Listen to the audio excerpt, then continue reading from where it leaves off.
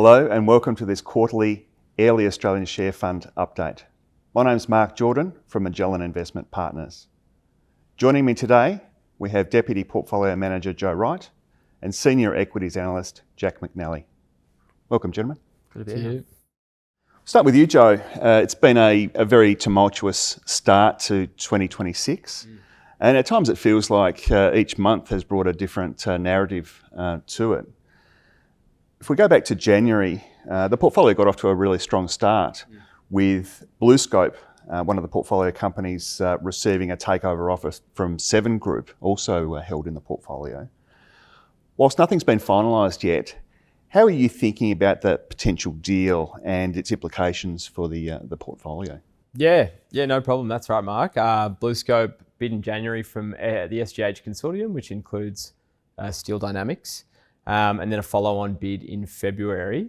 BlueScope rejected the first bid quite firmly. The second bid, while they didn't outright reject it, they sort of indicated a bit more of a desire to, I suppose, engage in some constructive discussions with Seven Group. But as you said, nothing's been finalised. Look, clearly the core issue here is value. BlueScope believe the latest bid from Seven Group still undervalues the business, and we would be inclined to agree.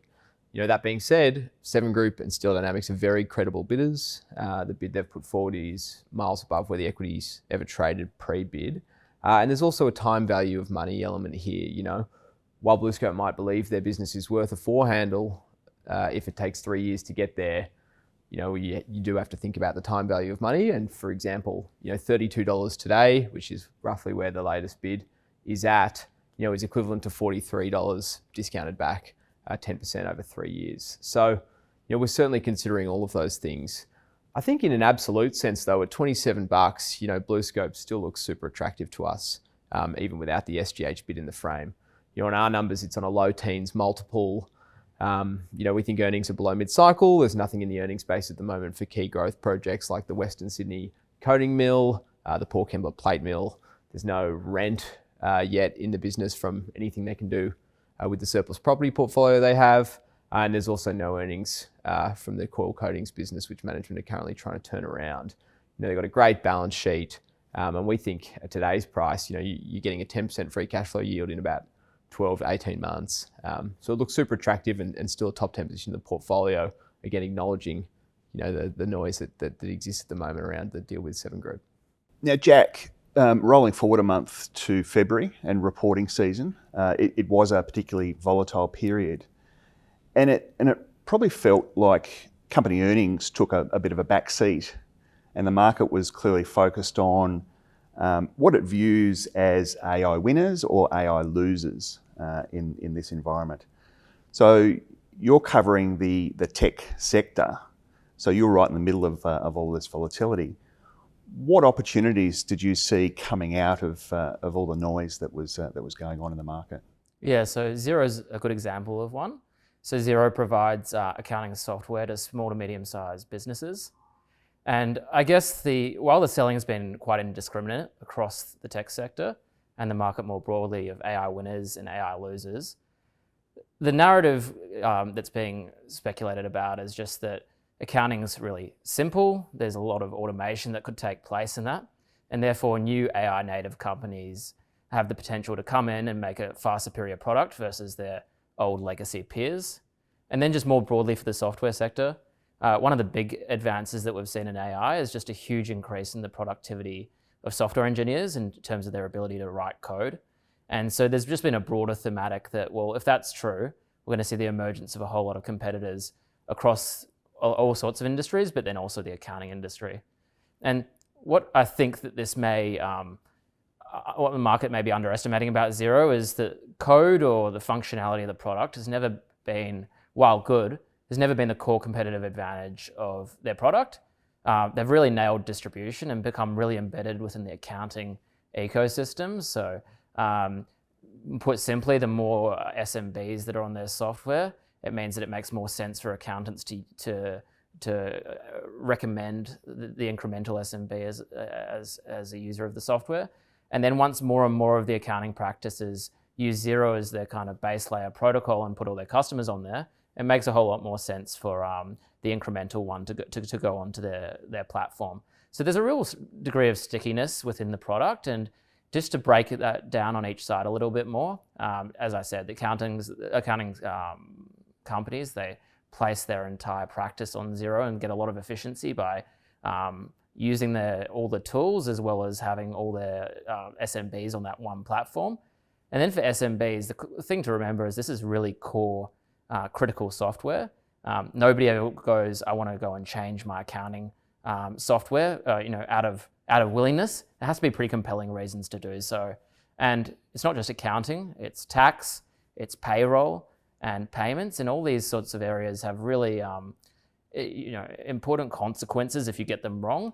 But then it's also a lot of embeddedness within the businesses. So we think at a starting point, in order to, if there was a disruptor, in order to really gain a lot of share and momentum, they'd have to not only convince the accounting side, the accounting practice channel, to switch over all their customers, but then you're also convincing the SMBs that this is a great idea too, and it's quite a big lift. So you need pretty compelling reasons.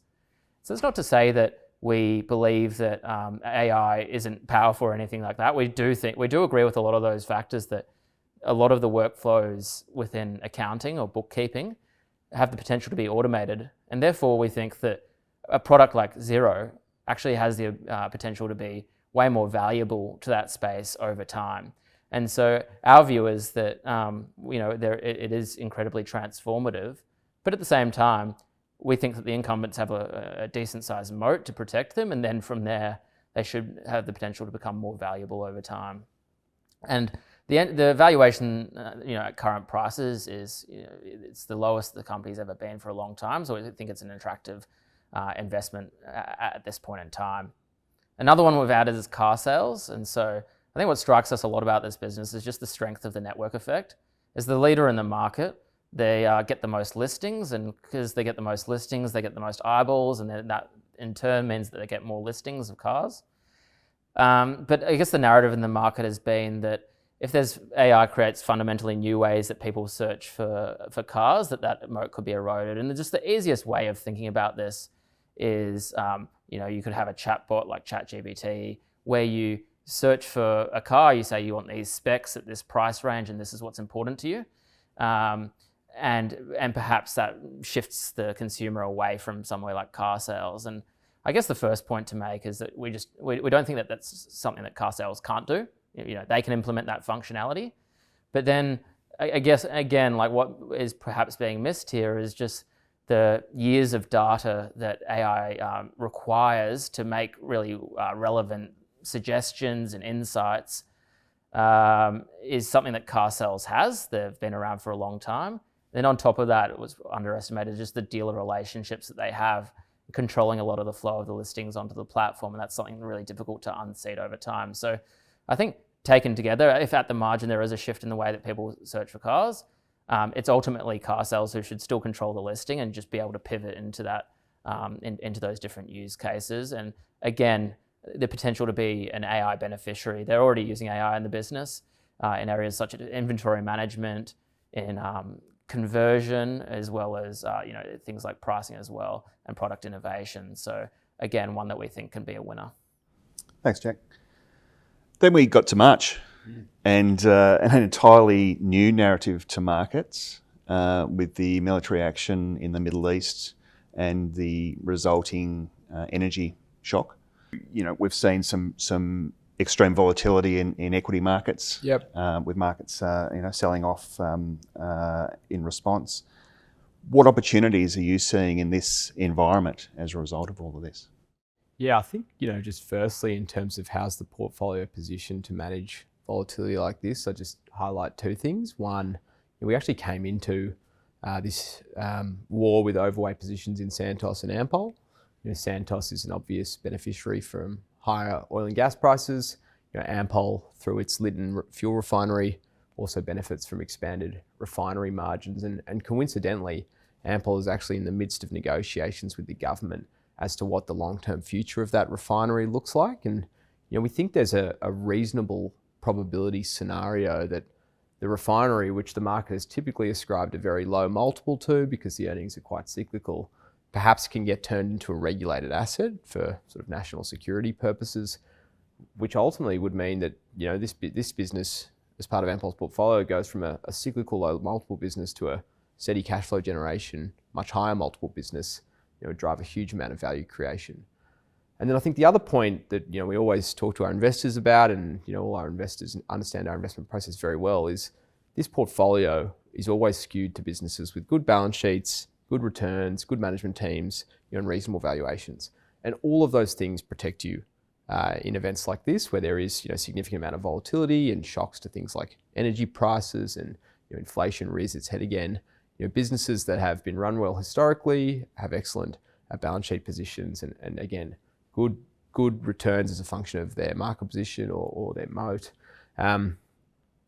Leaves the portfolio in a great position. 1/3 of the businesses in the Airlie Australian Share Fund, for example, are net cash. So then, we move to what opportunities and we're seeing, and it's really that quality part of the market that has not been, I suppose, protected from some derating, that we're seeing a lot of opportunity at the moment. 2 new positions that we've added to the portfolio through this quarter, Orica and IAG, both businesses with dominant market share positions in concentrated industry structures that we've been able to buy, at very reasonable prices because they've derated on some of this, macro noise. So again, I don't think investors should expect anything different from how we apply our investment process, and the portfolio today is certainly continues to be a reflection of that process. Thanks, Joe. And finally, Jack, let's talk about the Australian banks. Airlie holds an underweight position to the Australian banks, particularly with valuations at current levels. How are you thinking about the bank's positioning and the risk of rising bad debts that may be coming through? Yeah, sure. So I think, over the last couple of years, us as well as probably the whole industry has been discussing this dynamic in the Australian market. And just again, to contextualize it, but not dwell on it, CBA is trading at 26 times earnings per share, which is a huge number for a bank, and 4 standard deviations above its long run averages. And there's been a whole lot of factors that have driven that, but I guess the one that to focus on today is just the fact that the credit environment over the last few years has been a lot more benign than what people may have otherwise expected coming out of COVID, and there's been a few reasons for that. First one is unemployment's been really low, which obviously helps people have their jobs. Secondly, the banks took a lot of provisioning during COVID, and it didn't turn out quite as bad as what they had previously modelled and provisioned for. And so as a result, they held on to a lot of those, which has somewhat supported or absorbed some of the shocks that have come since then.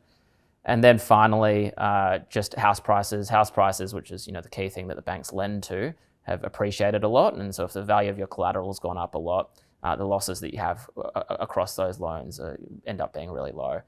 And so as we look forward, I'm sort of quite cognizant of the fact that what I say now could be dated in an hour or maybe a minute. But we've obviously got rising tensions and tensions in the Middle East.